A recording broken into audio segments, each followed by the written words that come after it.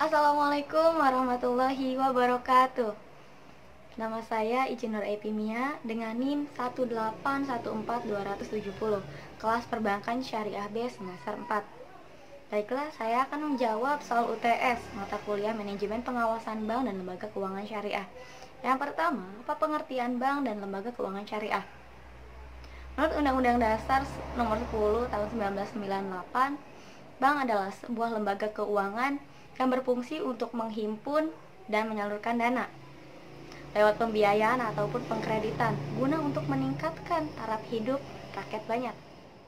Adapun lembaga keuangan syariah, menurut Kasmir, digarisbawahi bahwa setiap perusahaan yang bergerak di bidang keuangan yang kegiatannya menghimpun atau menyalurkan dana, ataupun keduanya, menghimpun dan menyalurkan dana.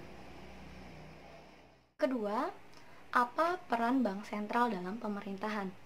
Seperti kita ketahui bahwa bank sentral di Indonesia adalah Bank Indonesia, sebagaimana tercantum dalam pasal 23D Undang-Undang Dasar 1945. Bank Indonesia adalah lembaga keuangan milik negara yang independen dan bertugas untuk menjaga stabilitas moneter dan sistem keuangan, baik itu perbankan maupun sistem pembayarannya. Dan menjadi tolak ukurnya adalah nilai mata uang dan nilai tukar, agar tidak terjadinya inflasi dan sebagainya. Baik, nomor 3, paparkan imbas COVID-19 terhadap perekonomian, terkhususnya perbankan dan lembaga keuangan syariah. Kita tahu pandemi ini pertama kali muncul di Wuhan, namun sekarang merebak ke seluruh dunia, termasuk tanah air kita juga, yaitu Indonesia. Karena merebak ke Indonesia, tentu saja perekonomian ikut terguncang dalamnya. Dalam sosioekonomi, karena terjadinya kepanikan, maka ada penyimpangan etika dalam produksi maupun konsumsi untuk melindungi diri. Seperti yang terjadi pada masker. Sekarang sedang marak penimbunan masker.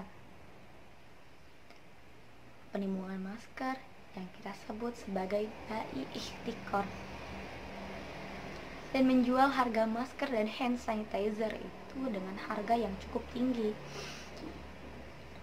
Harga yang cukup tinggi karena permintaan naik, harga pun ikut naik, atau kita sebut sebagai bai najasi.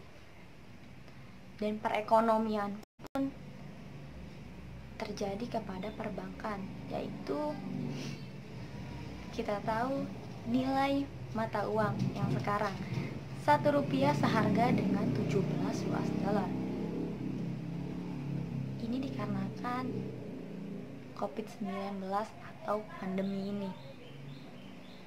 Dan tak hanya perbankan yang ikut pemerosotannya, ternyata pasar modal pun ikut melemah.